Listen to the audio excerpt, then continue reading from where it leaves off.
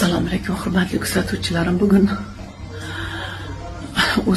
o'zbek xalqini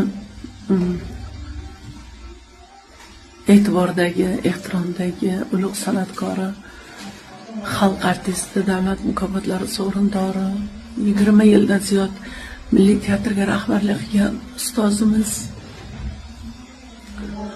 Yoqub Ahmedov omonatlarini topshirdilar.